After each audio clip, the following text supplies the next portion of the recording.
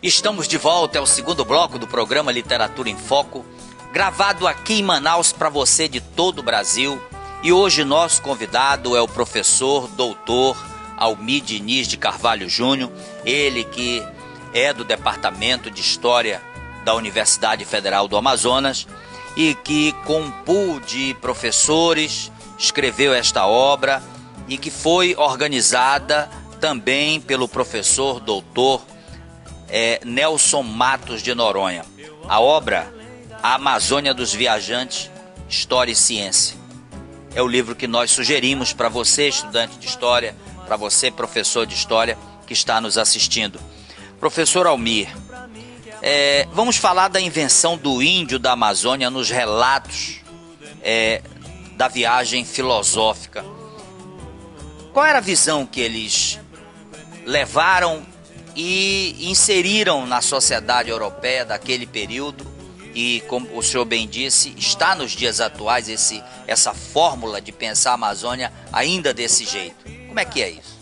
Pois antes de falar sobre a invenção do índio, que é o artigo que eu contribuo com essa obra, na viagem do Alexandre Rodrigues Ferreira, eu gostaria de destacar alguns aspectos. Em primeiro lugar, quando a gente fala da cristalização de algumas verdades, isso significa, muitas vezes, não exatamente a repetição do pensamento que foi construído no século XVIII, que foi construído no século XIX, ou foi construído mesmo no início do século XX.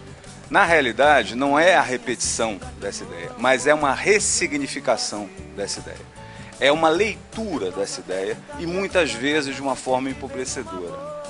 Então, o objetivo do livro e dos vários artigos que compõem esse livro é no sentido de revelar as especificidades desse pensamento, contextualizá-los no campo semântico em que eles foram produzidos, nas peculiaridades do período, nas ideias que vigoravam naquele momento.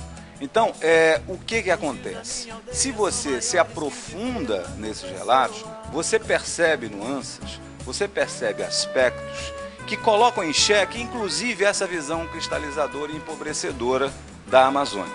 Foi isso que eu tentei fazer nesse artigo sobre a invenção do índio no relato do naturalista Alexandre Rodrigues Ferreira. Isso é fruto de uma pesquisa ampla, uma pesquisa que começou ainda no meu mestrado, e depois eu mudei no doutorado, mas eu retornei a ela há pouco tempo, porque ainda tinha um filão de ouro a ser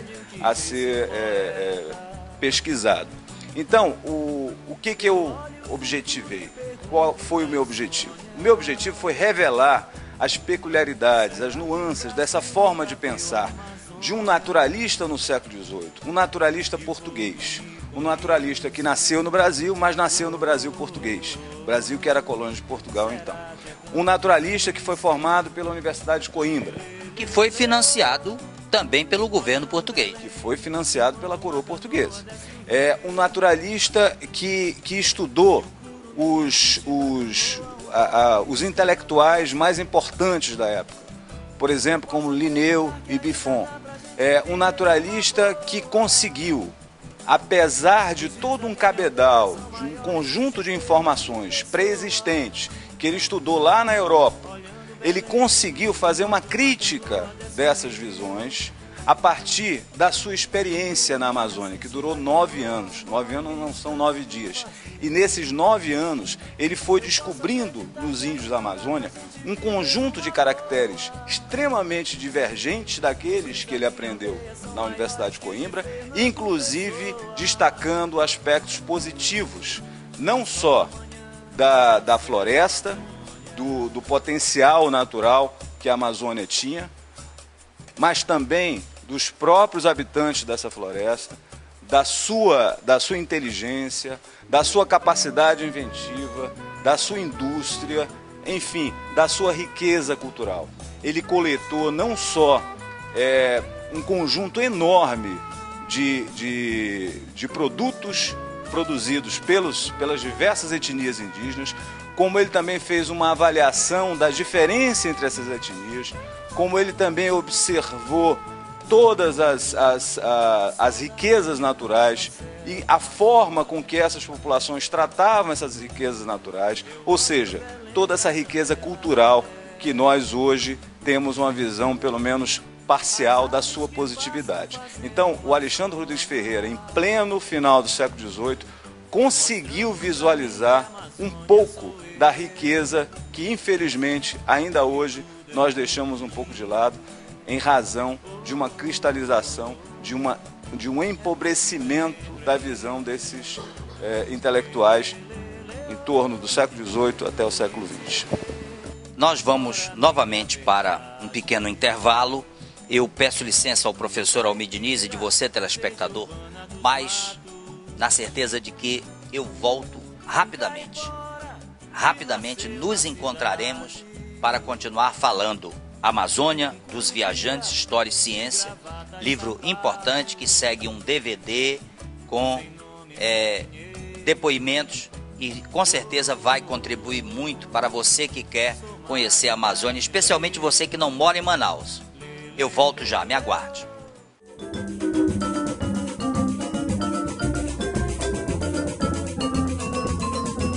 Olá, telespectador do AmazonSat. Você sabia que o refrigerante zero é o mais indicado para quem deseja manter a forma e perder peso? Tenha melhor qualidade de vida tomando Regente Zero, que é saboroso, refrescante, saudável e livre de açúcar. O Regente Zero você encontra aqui no restaurante Grelha Grill do Veiralves. E eu vou conversar com o Henrique, que vai nos falar dos pratos. Para acompanhar o Regente Zero, que nós temos no nosso buffet, nós temos 15 pratos quentes, né? Tem carne assada de panela, tem bife de panela.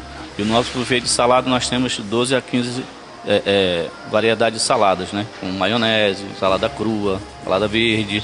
E na nossa churrascaria nós temos as tradicionais carnes nobres. Essa é a dica do programa Literatura em Foco e do restaurante Churrascaria Grelha Grill para você, telespectador do AmazonSat.